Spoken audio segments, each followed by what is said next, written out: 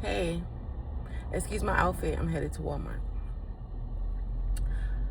This was not planned clearly, but let's have some real talk, okay?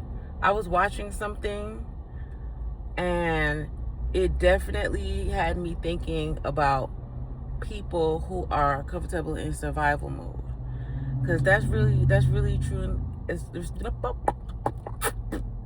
really true. It's really a thing that there are people who actually do get comfortable in survival mode, guys. Excuse my shirt. I said I was going to Walmart. Don't judge me. Anywho, yeah.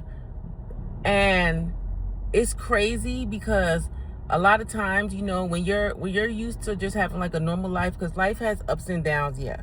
But a lot of times, certain things have to really happen for you to either get into survival mode or to trigger your fight or flight responses. However, I personally can attest to this. I have met people. I have had the pleasure to intertwine energies with people who are comfortable in survival mode because that's all they know. And comfort can kill you.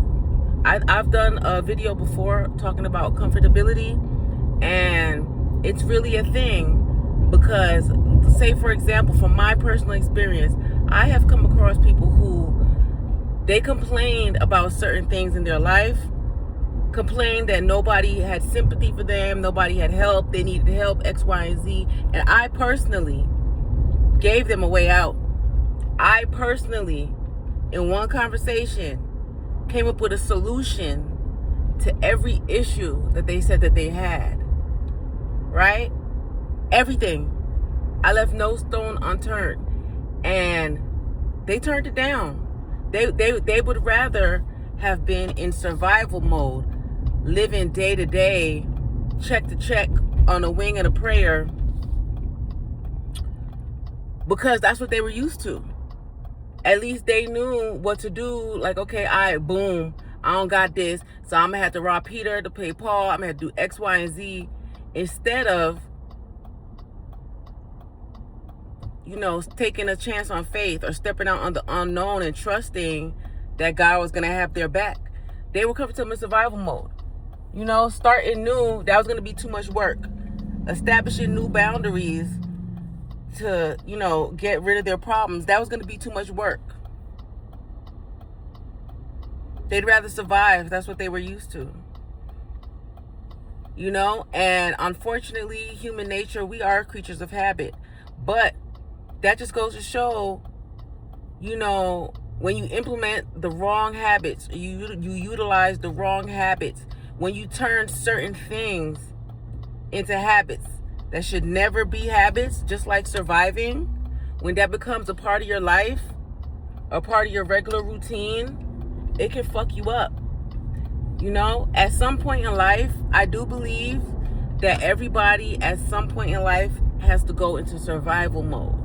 Whether they're going through a transition in life, whether they're leaving a relationship, whether they're becoming independent for the first time, whether they're traveling, anything can happen. One day, you can have everything together, and the next day, you could be all on your ass, not have a pot to piss in or a window to pour it out of. But the thing is, sometimes people will actually self-sabotage because they are so comfortable in being in survival mode. That's all they know. So stability is boring to them. Consistency is boring to them. They don't know what to do with that, because what does that give you? That gives you spare time. That gives you free time. And an idle mind is the devil's plaything. And if people are not used to spending peaceful time alone, they don't know what to do. They don't know what to do with themselves. Right? A lot of people, just like a lot of people get comfortable in drama and toxicity, a lot of people, they really do get comfortable in survival mode. And it's okay to want some excitement in your life, or like to live life on the edge. But what I'm trying to tell you is, it is okay to have peace. It's okay to not have shit going on. It's okay to just relax. It's okay to not be in survival mode. It's okay to establish healthy routines that take you out of survival mode. It's okay to be stable. It's actually healthy and normal. And it's sad that more people are afraid of consistency and stability in a positive way, to where all they know how to do is survive. They'd rather survive. And that's sad, because it lessens your quality of life, right? And as far as we know, we only live one life at a time, except for those people that live double lives and whatnot, but we're not talking about y'all. You should want to live this life to the fullest. Do you know how stressful it is to be in survival mode all the time? Some people are so used to living in survival mode that they don't even know that they're in it until they get out of it. But then they're so scared to get out of it because that's all they know. And it's sad. It's sad, especially when God gives you an option to get out of survival mode. Everybody always has a choice. That's one thing I will always say. I'll always stand firm. You always have a choice with any fucking thing. I don't give a fuck if somebody say you ain't got no choice. Yes, the fuck you do. Yes, the fuck you do. Okay? Because you wasn't doing that shit before. So, what do you mean if you don't do it now, X, Y, and Z is going to happen? Sometimes you just can't miss what you never had. And sometimes you have to realize when you're in survival mode, right?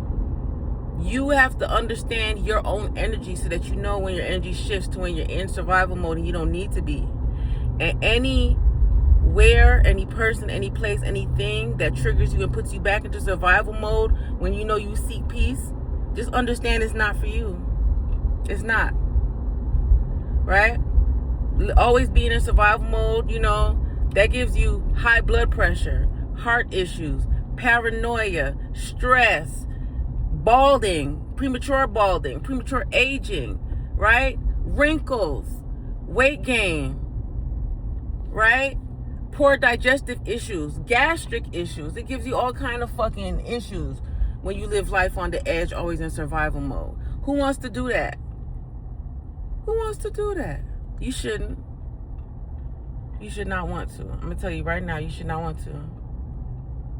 Life is meant to live, not to survive. Okay? Don't let that go over your head. I know I look beautiful. You guys do too. I love you all a lot. And now here I am. I'm at Walmart. I got to go. So I'm glad we had this talk, okay? I love you.